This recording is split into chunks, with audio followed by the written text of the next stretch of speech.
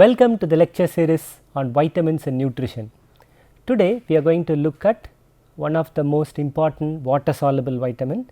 In fact, this is the first water soluble vitamin to be ever undergo lot of study, and this particular enzyme thiamine was the first vitamin to be ever got into the stream of water soluble vitamin. I would say water soluble vitamins, the fundamental research or the base research for water soluble vitamins started with thiamine, because thiamine was such an interesting I would say vitamin, and this particular vitamin, although it appears to be a very common vitamin, was never underwent a detailed study in the last century. Only I would say in the beginning of people's understanding about deficiency diseases, they started looking into the main components of the diet, and then they came up with thiamine. In the previous class, we were looking at thiamine, the historic background of thiamine, and these were some of the questions I posed in the last session about the specific coenzyme activity of thiamine, dietary sources, the different anti-metabolites of thiamine, the daily requirements of thiamine, and what all different kinds of diseases which result from the deficiency of thiamine, basically the beriberi series of diseases, the metabolic reactions of the activated form of thiamine, and so on. Now, in this session we are going to look at some of the aspects of thiamine's metabolic role. So, I want you to look into the structure of thiamine. So, this is the structure of thiamine. So, you find two rings, two heterocyclic rings. So, this one is the pyrimidine ring and the other one is the thiazole ring. So, this particular vitamin, the very name thiamine means thiol containing vitamin. So, here you have the heterocyclic ring thiazole. Can you see the sulfur over here? And this is the reason why this particular vitamin is even named as thiamine, because it contains a thiol, a sulfur group as a heterocyclic ring. Now, we are going to look at this particular vitamin. So, we saw this particular vitamin has lot of substitutions in the pyrimidine ring.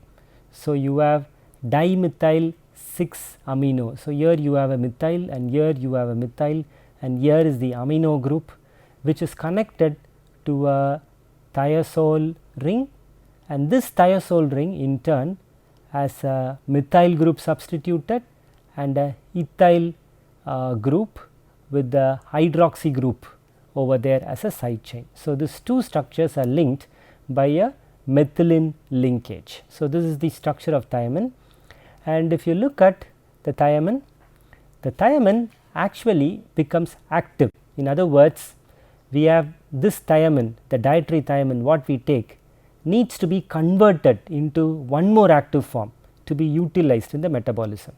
So, this conversion is what we call it like addition of two phosphate groups. So, basically thiamine is being converted into a pyrophosphate. So, pyrophosphate means diphosphate groups. So, here you find one phosphate group and here one more phosphate group, two groups are added over here. So, you find this substitution, pyrophosphate substitution being done on the thiazole ring.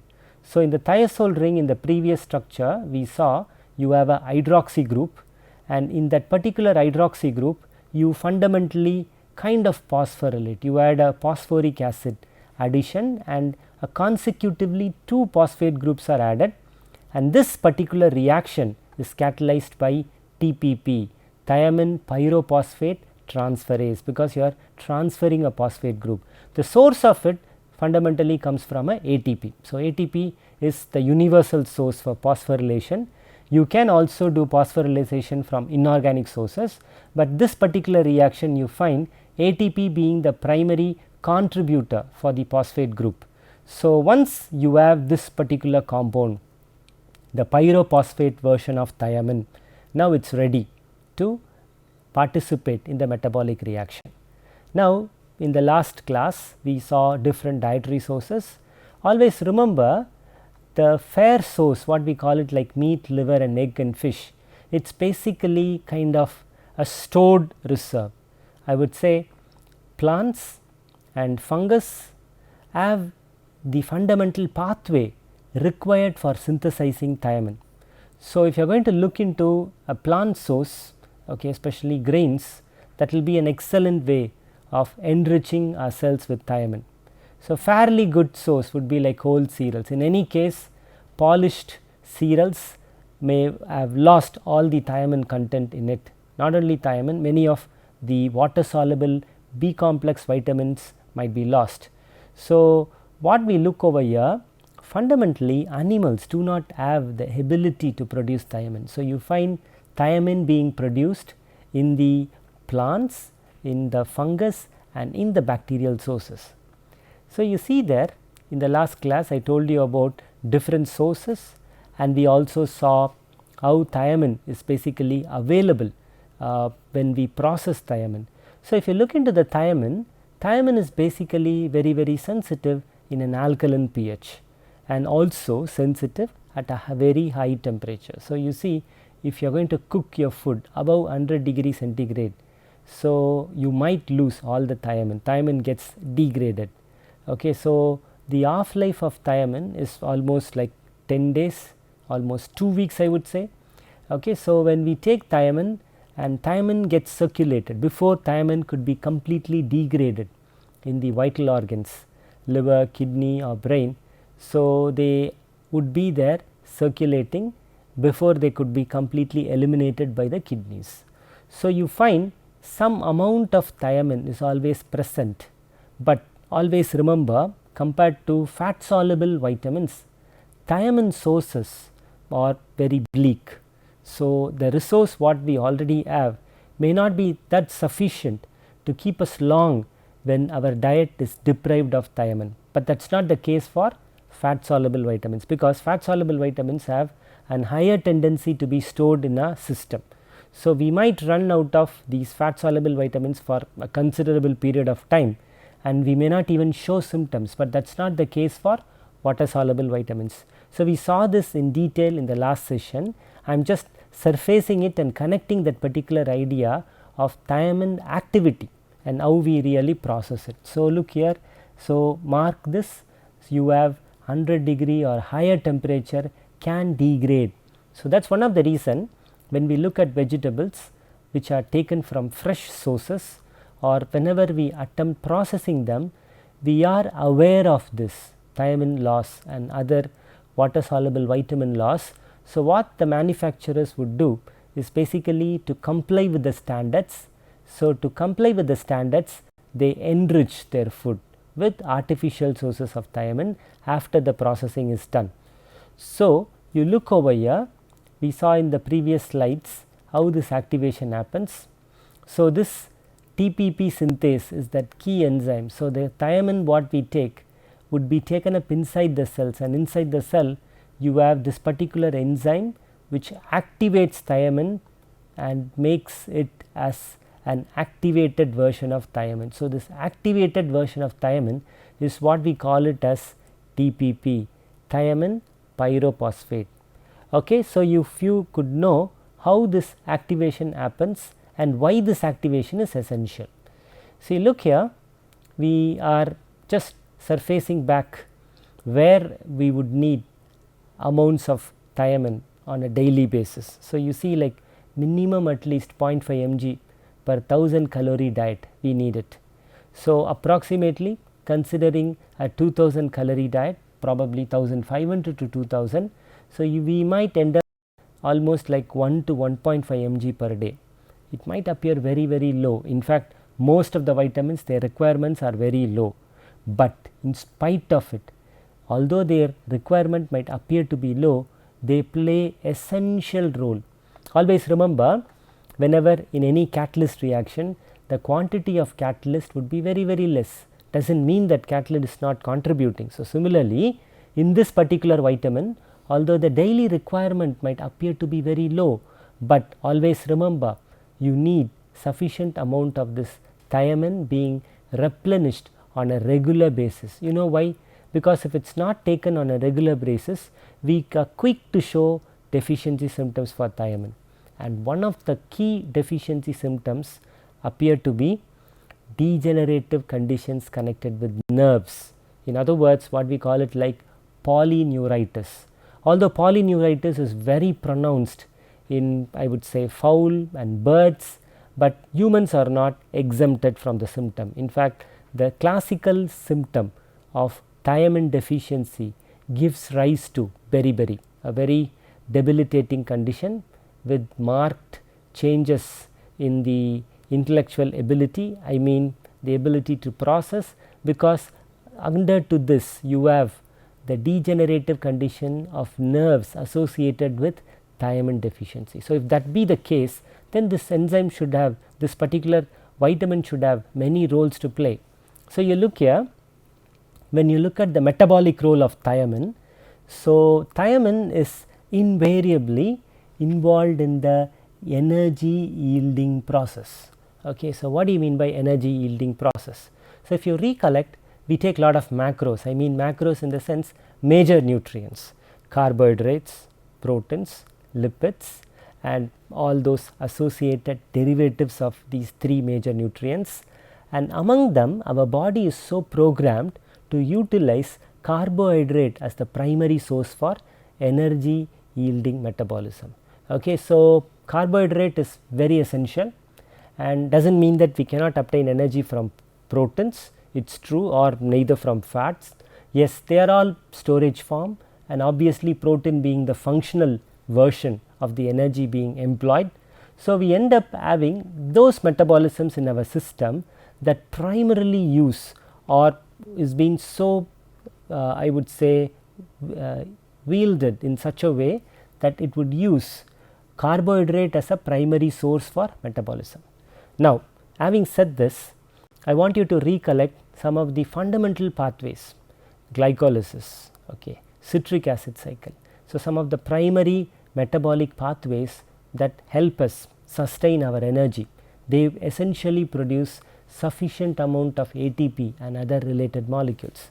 Now, when you start this particular reaction, citric acid cycle and all these associated reactions, probably our attention can be on citric acid cycle. You have to have some starting material to kickstart the reaction, okay. And acyl CoA is actually the one which is basically obtained by breaking down glucose, and this acyl CoA would be the feeder molecule in the citric acid cycle. Now, for this feeder molecule to be very active, you need to have a support enzyme complex systems, and thiamine metabolic role is closely associated with that. So, how do you understand?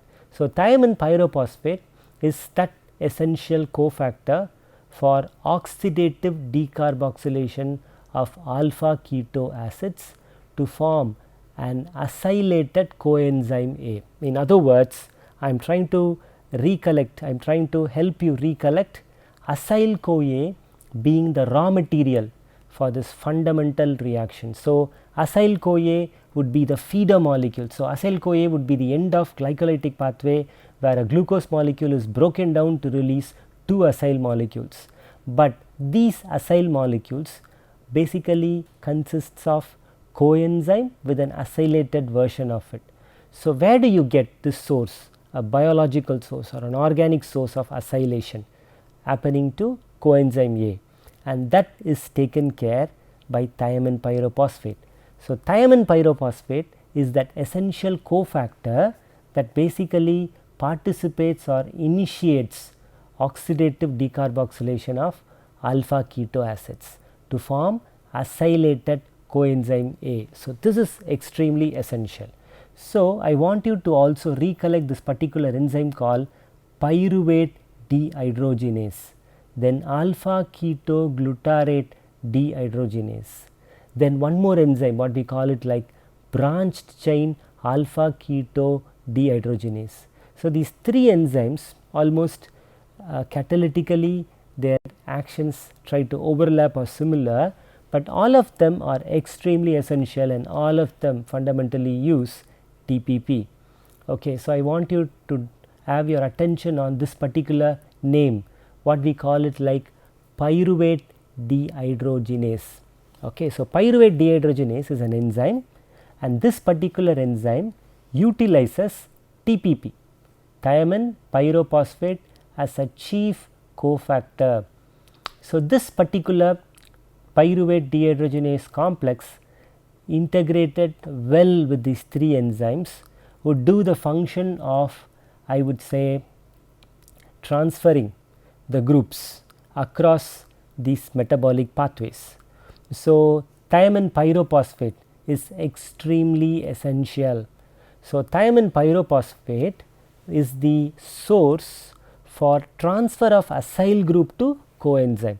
So, where do you get the acyl group? You basically get it from, I would say, thiamine pyrophosphate, and thiamine pyrophosphate helps in loading the acyl group to these, I would say, essential key players along with the complex. So, you see over there are basically 5 enzymes, coenzymes in the complex, and the primary one being TPP, pyrophosphate, thiamine pyrophosphate, followed by lipoic acid, then I would say coenzyme, FAD, NAD, all participate in the overall reaction. Now, we are going to look at this picture that tells you have here acyl lipoate and you have a acylated derivative over here. So, what do you mean by acylated? It is basically adding a thiol group. So, here you have a lipoamide, and to the lipoamide fundamentally the thiol group are already in the linkage. Now, TPP, in the presence of TPP, the pyruvate dehydrogenase would crack open, and this process enables addition of acyl group, okay, to this loading complex, and this loading complex pyruvate is decarboxylated by the pyruvate dehydrogenase component of the enzyme complex, so that this derivatized activated, I would say, compound would be ready exactly to carry over this acyl groups. In other words, the acyl group what we have got needs to be constantly I would say replenished in the glycolytic pathway and citric acid pathway. So, how do you do it? You do with the presence of these enzymes, okay, pyruvate dehydrogenase, and the key player would be the corresponding, I would say, component. So, that is the idea behind doing this particular I would say work in terms of identifying the vitamin. So, you look over here, you find other cofactors as well. Can you see FAD, and you have the lipoamide over here. So, end of the day what we are actually interested is getting this acyl CoA. So, this acyl CoA fundamentally gets from the coenzyme. So, to this coenzyme we are adding the acyl molecule. So, that is why this entire pathway is interlinked. In fact, it is more appropriate to call it PDH complex. Okay. So, in the PDH complex you have all these substances, I would say the coenzymes or cofactors, and among them TPP, thiamine pyrophosphate, is supposed to be one of the important, I would say, component. Now, you look at this. So, this gives you a better picture. So, glucose, it needs to be converted into glucose 6-phosphate. So, that is the first step, okay, and in the glycolytic pathway where glucose is phosphorylated. Okay. So, then this eventually produces pyruvate, end of glycolytic pathway, or you have ribose 5P. Now, this pyruvate, okay, in the presence of TPP and pyruvate dehydrogenase forms acyl CoA.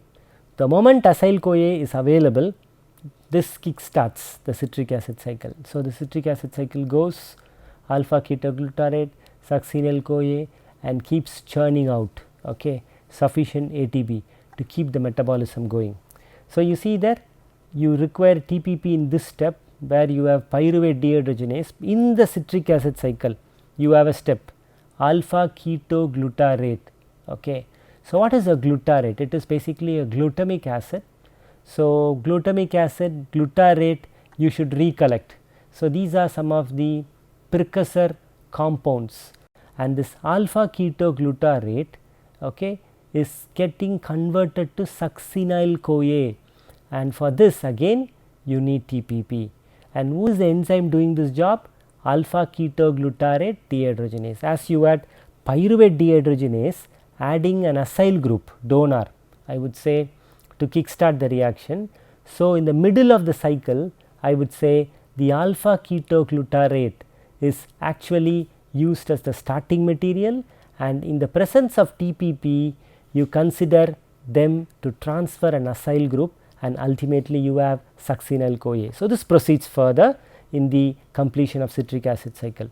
So, to keep citric acid cycle going, you need to have all these cofactors in place, and TPP plays exactly an interesting role. Okay. So, you see there here what we call it like lipoate. So, pyruvate getting converted to acyl CoA. So, you have TPP and pyruvate dehydrogenase, and you have NAD and NADPH. So, when you are going to like break it open, oxidize the pyruvate, so this is what going to happen. So, you are going to add and then make finally the acyl CoA. Once acyl CoA is available, then your citric acid cycle would run the way how it is intended to run. Okay, so this particular step is what we call it like oxidative decarboxylation. So, you just pull out the carboxyl group in the process of oxidation and then transfer this to a potential site or to a potential molecule. In our case, we are fundamentally transferring this acyl group to an acyl CoA. So, you see over there oxidative decarboxylation happening, and you also have this particular step, pyruvate to acyl CoA. Yes, good. Now, again think of one more acyl CoA. Now, this is succinyl CoA. Previously it is acyl CoA, TPP was involved, okay, and pyruvate dehydrogenase was there. Now, you find the starting material alpha ketoglutarate like pyruvate. This is also interesting. See, pyruvate is a keto acid, alpha ketoglutarate is also a keto acid. So, those organic simple acids which has an additional keto group are playing the essential role. Okay. So, they basically in the presence of TPP actually add the CoA related derivatives. So, succinyl CoA is one interesting derivative, and then similarly the acyl CoA, you are well familiar with this. Acyl CoA is the raw material, the feed in any citric acid cycle pathway. So, I want you to analyze and see the kind of resemblance thiamine has. TPP being used for both the reactions, only the starting material and the end material would slightly differ, and even then there is a close connection. So, you have pyruvate, which is I would say the best starting material in the carbohydrate cycle, and but without getting acylated is of no use, and that is what I would say the job of the second set of series of enzymes play. So, this is the picture I want you to see. So, you see alpha ketoglutarate being used with this loaded enzyme complex, TPP, lipoate, I would say the coenzyme, then the FAD and all are there, and then you have the succinyl CoA. Also you consider the NAD getting reduced to give you NADPH. Okay. So, now we are looking at the components which are extremely essential in the transfer of reactions. Always remember, bacteria and plants and fungi, as I have been telling in the beginning, have the sufficient enzymes to carry out this particular reaction, but higher I would say organisms also utilize this particular process. But when you are talking about bacteria, fungi and plants, you are talking about their ability to inherently produce thiamine. Although we actually use thiamine, we do not produce thiamine. So, what is our source of thiamine? Primarily from the I would say food sources what we consume, and in addition to that you can also consider thiamine being produced by bacteria present in the gastrointestinal tract. So, that is one major advantage that we have. So, this bacteria when being properly fed would be in a position to really initiate the process. So, I want to summarize of what we have done today and summarize with a question. So, we have seen the background of thiamine, the structure of thiamine, and we have seen how thiamine is basically one of the essential water soluble vitamins, and we also saw how thiamine is available in the activated form. So, in that context we saw about thiamine pyrophosphate, one of the activated version of thiamine. So, the question what we asked, like what is the metabolic role? So, thiamine basically provides the source for acylation related reactions. So, in fact acetylcholine, one of the fundamental neurotransmitters in the parasympathetic nervous system, is also, I would say, manufactured or synthesized with the use of thiamine. So, you see it is extremely useful how thiamine plays a role, and because it is the precursor compound, it is always considered as a pioneer compound. I would say pioneer compound to investigate into different kinds of neurologic functions. So, that way thiamine deficiency would directly have an impact on the nervous system. So, I would finish with a question. So, you have to consider what is the metabolic role of vitamin B1 and what are the pathways involved in the vitamin B1 metabolism. In other words, what is the pathway where vitamin B1 is directly involved, and exactly what is the kind of reaction you would expect to be, I would say, under the regulation of thiamine. See, we can also have this question. So, what would be the dietary source of thiamine? So, the dietary source of thiamine would be primarily from plant sources and from unpolished rice and cereals. So, it is very interesting in the early days, if you could recollect what I have done in the earlier session, that the key idea of using polished or refined carbohydrate was the primary culprit in the thiamine deficiency diseases. So, the question would be what or how you can provide for the treatment of beriberi in a dietary mode. So, you have to supplement the diet with unpolished rice and unpolished cereals, which are an excellent source for thiamine. In addition to that, you should also consider which would be the best, I would say, source, and what are the best way of preserving the vitamin. So, since it is a thermolabile, the cooking and cooking related activities should be all done below 100 degrees centigrade if you are intending to preserve. So, most of the food products are fortified to make it enriched with thiamine. Thank you for your active participation and attention.